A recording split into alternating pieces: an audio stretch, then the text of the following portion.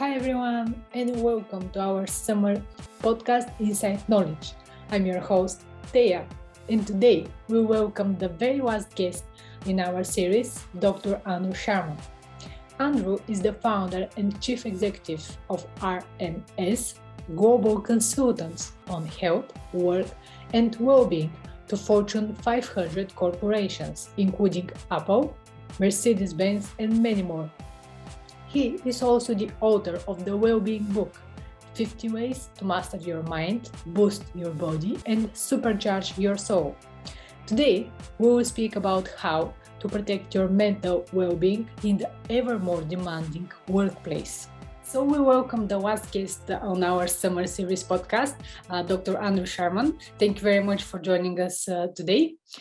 So in our first episode, we would be speaking about well-being and mental health in the workplace. And as many of us continue to work from home, the boundaries between work and personal life have been blurred, and many people increase their working hours because they're constantly answering their phone or responding to their emails. And many people have struggled with burnout due to all of these circumstances. So how can we protect our well-being in such situation? That's a great place to start. You know, as you indicated, the boundaries between work and home have not just blurred as a result of COVID, they've actually disappeared. And we find ourselves now catching up on emails late into the evening, rushing to get a report done over the weekend. We're managing childcare duties with work, with laundry, with pet sitting, with sharing a dining table as an office space with our partners. And I think this fast living that COVID has thrust upon us is resulting in a pandemic of ill-being. And that's what I'm really concerned about. The biggest challenge of coronavirus now is not really the coronavirus, but it's this new pandemic of ill-being that I see is starting to take hold. And that ill-being can take a variety of shapes and forms, from general weariness and feeling a bit under the weather to prolonged bouts of sickness where we're really not feeling good, where lethargy kicks in. And all of this increases our stress, our depression risk, and other mental health issues too. And what can people do to protect themselves? I think it's easier to say what people can do and a little bit more challenging to actually get it done, because we're so caught up in this fast pace that even when we know what we need to do, get better sleep, eat better, exercise more, take time for ourselves to relax and recharge the batteries, to simply try to switch off and do nothing, even though we know that these are the things that really help us in times where life is a bit too fast. Really making the time to do that is the challenge.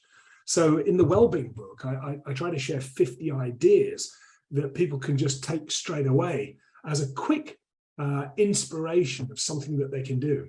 Each idea, each chapter takes just a couple of minutes to read, and each activity is only a couple of minutes more. So I hope that the Wellbeing Book provides just a prompt, an encouragement, a nudge in the right direction for people to make that time for themselves. Yeah, absolutely. Yeah, I would encourage them to read the book. It would be very useful. But then, as we said, a lot of people are struggling with their mental health due to the pandemic and the new circumstances that we needed to adapt to. But what can business leaders and employers do to help their employees who are struggling with mental health issues?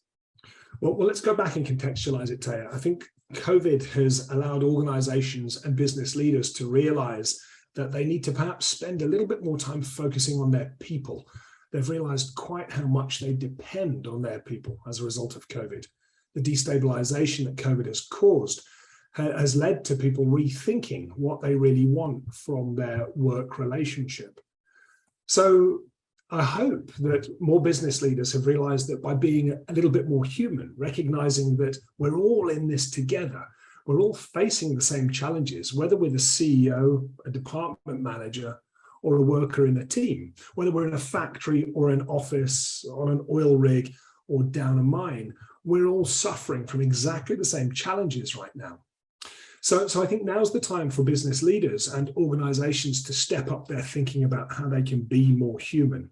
And being more human means being more humble, being more authentic, being more open and objective about the challenges, the very real challenges that people are facing. And I think, it's all too easy for business leaders and managers to say, how are you, to their employees? And when they hear the employee say good or fine, for the manager to walk away and think that everything's okay. But actually, it may not be. So perhaps the simplest thing organizational leaders and managers can do is to ask, how are you, a second time, but ask a smarter version of the question, perhaps by saying, you're busy on a project this week, Taya. How's that going? How are you feeling about it? Or, hey, I know there's a lot going on right now. What's the biggest issue that you're having to deal with, and how can I help you? Or, I know that you're working from home at the moment and you're juggling kids in the school holidays. How's that going for you? And I think by asking more meaningful questions, we have the chance for leaders and managers to build a stronger bond, a stronger rapport, and to build trust between employee and line manager. Yeah, absolutely. But that's easier than when people work in an office and they're all together. So, but it's more challenging when we work from home. So how can business leaders do it effectively when the communication is online?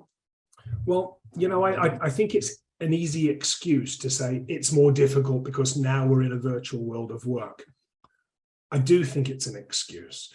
I think we're all used to the technology now, a good couple of years into COVID, and we might not be experts yet on Zooms and Teams and Blue Jeans and all those other techs that we use, but we're all reasonably comfortable with them now. And we've worked out that having our camera on is important to make eye contact, that body language can still convey emotions and communicate clearly. So I think it's about managers and leaders having the confidence to realize that using virtual technology may not be the same as being live face-to-face around a water cooler or a coffee machine, but it's not a bad substitute, and to really trust themselves to not fall into the trap of feeling like you're on the stage. Just because we're sitting in front of a camera on a computer screen doesn't mean that we have to perform. It's about being authentic. I talked about this idea of being humble, and I think that the humble leader is perhaps a great step forward, and maybe that humility, authenticity, and giving yourself just a little bit of space to be yourself on the virtual platform might be a useful tip. Absolutely. Thank you very much, Andrew, for those useful tips. It was great to speak with you, and I'm looking forward to our next episodes. Thank you. Good to talk to you. Thanks, Taya. Bye. Bye.